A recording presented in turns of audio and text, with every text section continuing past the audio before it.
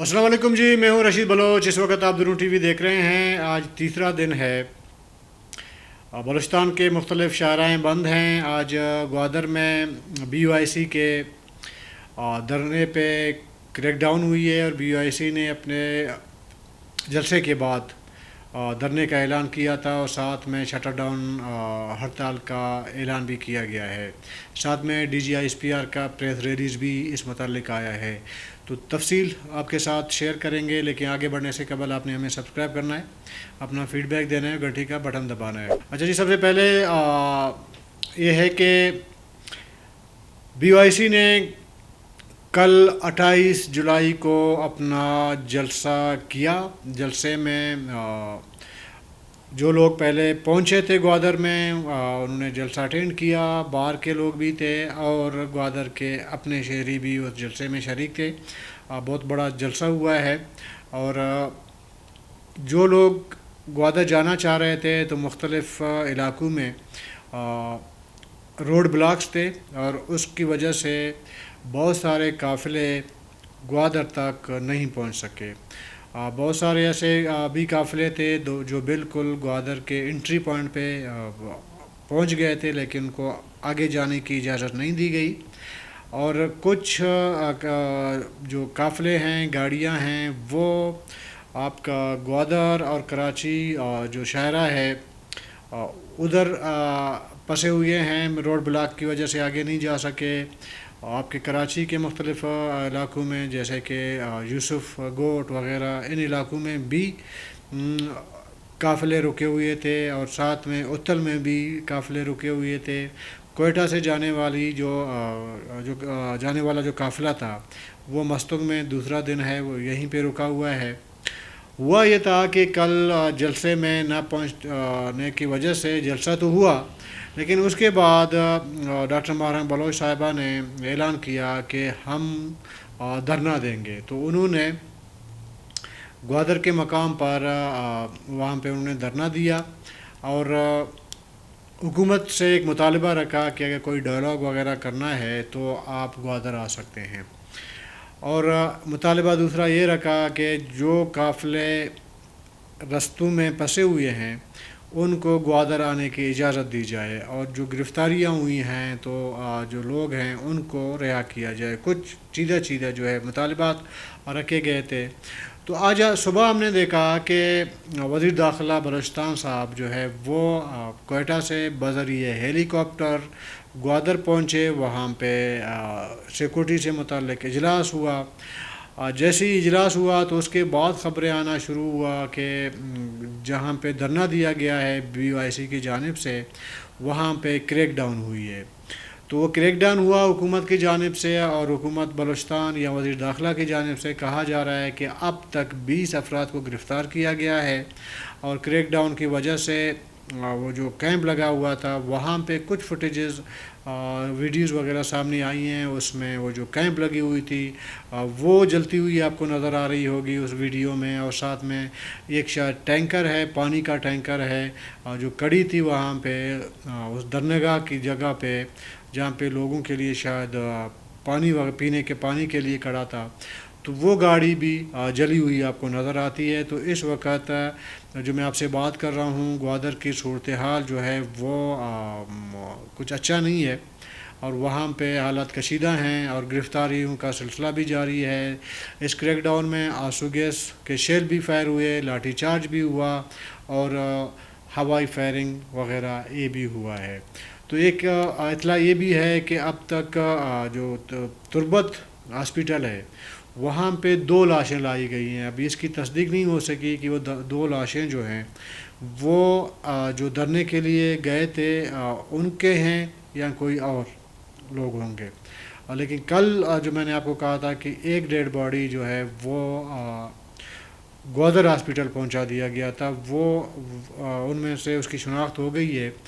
वो शख्स जो है वो इस जलसे में शिरकत के लिए गया था तो उसको गोलियां लगी तो वो जाँ बहक हुआ और साथ में 7-8 ज़ख्मी और भी हैं। मजमूई तौर पर अगर देखा जाए 20 से 22 अफराद जो है वो ज़ख्मी हो चुके हैं। तो बाकी तीसरा दिन है आज बलूचिस्तान تقریباً وہ شاہراہ ہیں اس کی بند ہے. مسافر وہ پھنسے ہوئے ہیں اور جو قافلے جانا چاہ رہے تھے گوادر وہ بھی پھنسے ہوئے ہیں, وہ آگے نہیں جا رہے. اور چونکہ BOIC کی مرکزی قیادت کی جانب سے یہ اعلان کیا گیا تھا کہ جو لوگ جہاں پہ موجود ہیں, جہاں پہ روکا گیا ہے حکومت کی جانب سے قافلے کو, تو وہ قافلے کے لوگ وہی اسی مقام پہ جہاں پہ ان کو روکا گیا ہے وہیں پہ دھرنا دے کے بیٹھیں. تو اس وجہ سے اس وقت بلوچستان کے مختلف جگہوں پہ آپ کو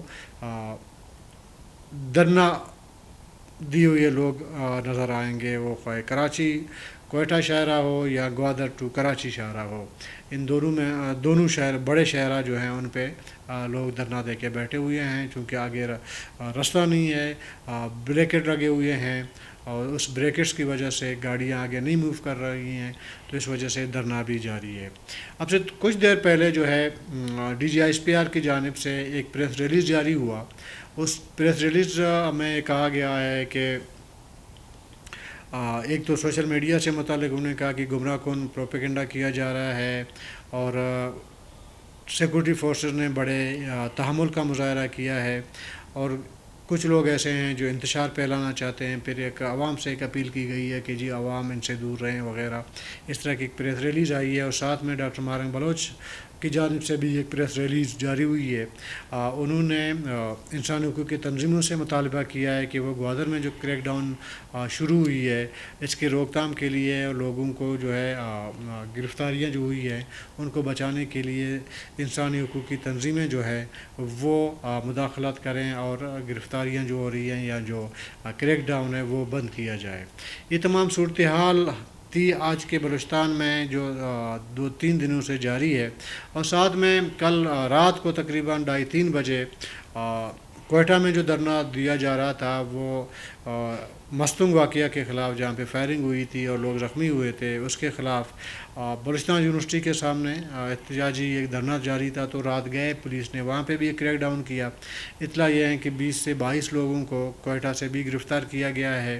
لیکن آج دن کو بھی بلوچستان یونیورسٹی کے سامنے احتجاجی ایک ریلی نکالی گئی. لوگ دوبارہ جمع ہو گئے ہیں, دوبارہ ایک احتجاجی ریلی نکالی گئی.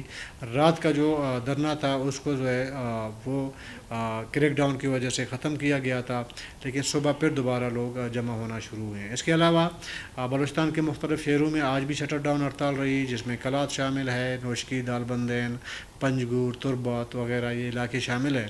یہاں پہ آج مستنگ واقعہ اور گوادر میں جو صورتحال پیدا ہوئی تھی وہ اس حوالے سے شٹر ڈاؤن ہڑتال بھی جاری ہے. اور ہمارے بلوچ صاحبہ نے کل کے لیے جو ہے بلوچستان کے لوگوں سے ایک اپیل کی ہے کہ جو کریک ڈاؤن ہوا ہے گوادر میں اس کے خلاف کل کے دن شٹر ڈاؤن اور شٹر ڈاؤن ہڑتال جو ہے وہ کال دی ہے. یہ صورتحال ہے. اور آج ایک بلوچستان اسمبلی میں اس پہ بھی کافی بحث مباحثہ ہوا. اس میں مولانا ہدایت الرحمن صاحب نے بھی بات کی اور اسد بلوچ صاحب نے بھی بات کی. اس کی جو گوادر جو دھرنا ہوا تھا اس سے متعلق انہوں نے بات کی.